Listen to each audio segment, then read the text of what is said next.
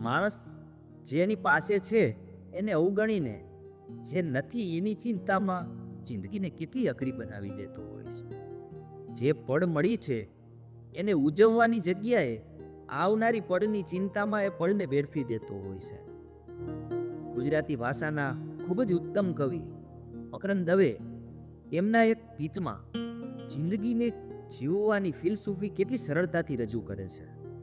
કવિ કહે છે કે કોણે કીધું ગરીબ છીએ, કોણે કીધું રાખ, કોણે કીધું ગરીબ છીએ, કોણે કીધું રાખ, કા ભૂલી જા મનવા તારા મનના જુદા આંખ, ને થોડાક નથી સિક્કા પાસે, થોડીક નથી નોટ, એમાં તે શું બગડી ગયું ને એમાં તે સી ખોટ, ઉપર વાળી બેંક બેઠી છે આપણી માલમ માલ, આજનું ખાણું આજ આપે ને કાલની વાતું કાલ, ને ધૂળીએ માર્ગ કંઈક મળે જો આપણા જેવો સાથ, સુખ દુઃખની વાતો કરતા બાથમાં ભીડી ભાત.